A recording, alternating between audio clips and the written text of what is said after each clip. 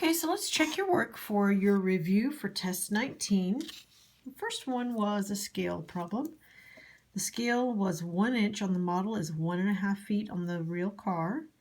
So I compared the scale to the scale factor and to the length of the model, and we want to find the length of the car. So cross multiplying, and the car must be 13.5 feet long. Similar triangles on number 2. So it says that these two triangles are similar. Segment CB is 54. CB is the hypotenuse of this smaller one.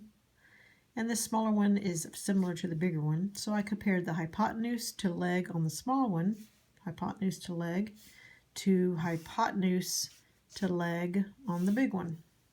Okay? Because they want us to find how long CA is.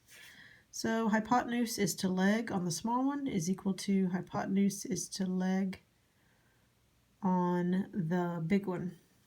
Okay, so do my cross multiplying, x is equal to x, which is not x, it's CA, that's what I'm using. CA is equal to 90 millimeters.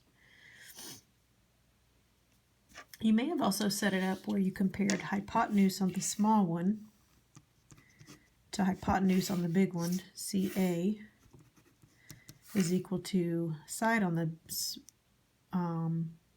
or hypotenuse on the small one is compared to hypotenuse on the big one to the leg of the small one compared to the leg of the big one. Okay, you would still end up with the same answer. Okay, so either way, you could just want to compare either hypotenuse of one triangle to the leg of that same triangle and use that as your comparison, or hypotenuse of one triangle compared to hypotenuse of the other triangle is equal to the relationship between the leg of one to the leg of the other.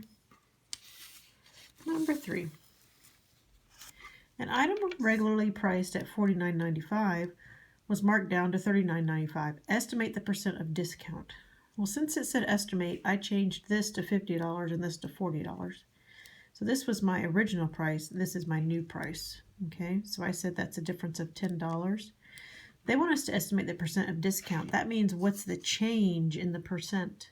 So I circled the change category.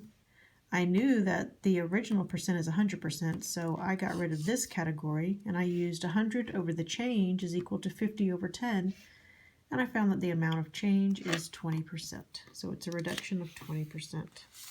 Number 4, area of a cone, or volume of a cone rather. Volume, typically it's the capital B, area of the base times the height, but on a cone we have to divide by 3. Area of the base, the base of this is a circle. Radius is 5, 5 squared is 25 times pi. The height is 12, it tells us in the problem. Okay, and then that's going to be all divided by 3. So I just reduced here. This is 1, this is 4. 25 times 4 is 100 times pi is 314 centimeters cubed. Number 5 is a question I replaced. I give you guys a different problem. It's a proportion problem. So you should have done 12 times 35 and then divided that by 20. X is equal to 21. I'm going to do this evaluation. B is 5, so 5 squared is 25, minus 4 times A is 1, and C is negative 6. Okay, so I did 4 times 1 is 4 times negative 6 is negative 24. So we have 25 minus a negative 24.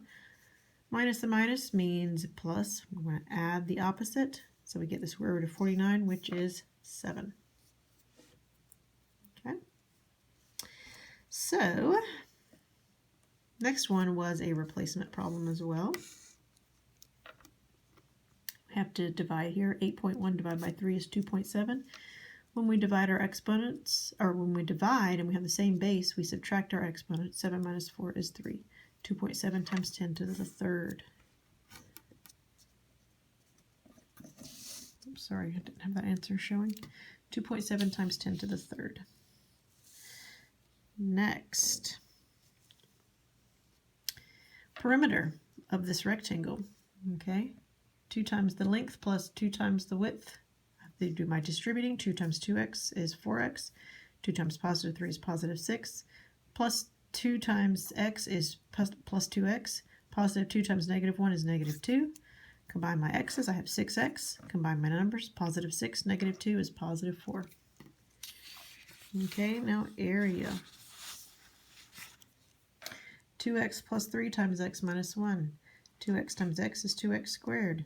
2x times negative 1 is negative 2x. Positive 3 times 1 is positive 3x. Positive 3 times negative 3 is negative 3. These middle terms combine. 2x squared plus x minus 3. Number 10. Which of the following is a subset of the set of whole numbers? Subset means which of these sets of numbers is included in the set of whole numbers. Counting numbers are the only ones that are part of the group of whole numbers.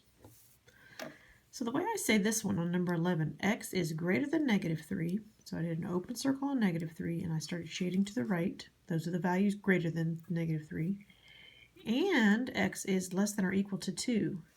So I did a closed circle on 2 and started shading this way. So then I just filled in what was between these two barriers. Okay? Next, number 12, x squared plus 1 equals 50. I subtracted 1 on both sides, and I get x squared is equal to 49. Then I need to square root both sides. Now remember, I have to include the positive and negative root. So x is equal to plus or minus 7. Okay, number 13, we had to graph these equations. Let me grab my graph here.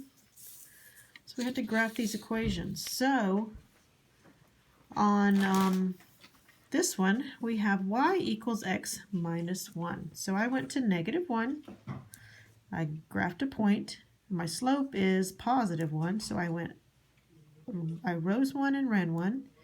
And this is the line of y equals x minus 1. So for the other equation, my y-intercept is at positive 3. 1, 2, 3. I put a point there. My slope is negative 1. So I sank 1 and I ran 1. I put a dot there, drew that line. Now where my lines meet, where they intersect, is at 2, 1. So the value of x being 2 and y equals 1 makes both of these equations true. So the solution is 2, 1. Now 14. Okay, 400 meters in 1 minute. They want us to convert to kilometers per hour. So I would change my time first. I got rid of my minutes. Okay, so if I put 60 minutes is to 1 hour, so I could get rid of my minutes. Okay, and then I got rid of my meters. So I put 1 kilometer is equal to 1,000 meters. That lets me get rid of my meters. When you do all your multiplying and dividing, you get 24 kilometers per hour. 2 number cubes are rolled at the same time. What's the probability both show an even? Well, on the first die, there are 3 out of 6. 3 of the numbers out of 6 are even, which reduces to 1/2. Same thing on the second die. Probability of the first die times the probability of the second die gives me 1/4 for my answer. How much money is 6 2/3% of $24? So I changed 6 2/3 to, I made it an improper fraction, 20 over 3. Then I want to get rid of this percent, so I have to divide by 100, which makes it one of those complex fractions.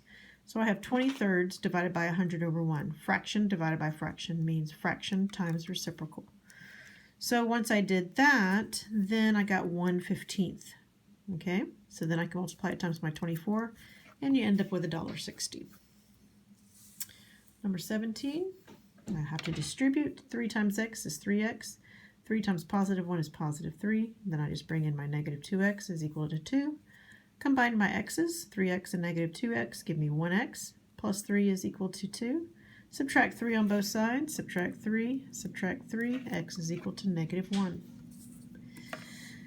2/3 x plus 1/2 is equal to 6/12. Well, I changed 1/2 to 6/12, and then I subtracted 6/12 on both sides. So then I ended up with 2/3 x is equal to 1/12. What's happening to x is being multiplied by 2/3. How do I undo that? Divide by 2/3, which means multiply both sides by the reciprocal. Multiply both sides by 3 over 2. These cancel. This will reduce with this. This becomes 4. This becomes 1. 1 over 8 is what x is equal to. Number 19. 3 times x is 3x. 3 times positive 2 is positive 6. Plus, okay, positive 2 times x is positive 2x. Positive 2 times negative 3 is negative 6. Combine my x's, I get 5x. Positive 6, negative 6. There's no numbers left, so all I'm left with is 5x. Okay, on this last one, I combined everything under one radical. Okay, so then I said 3 times, and I broke 15 into 3 times 5. So that means I can bring the 1 3 out, the 5 stays in. 3 radical 5 is the answer to number 20. Okay, if there's any of these that you still don't understand, make sure to contact me. Send me an email with a phone number so I can call you to talk about the ones that you're still not getting before the test, okay? Okay, you guys have a great day. Bye-bye.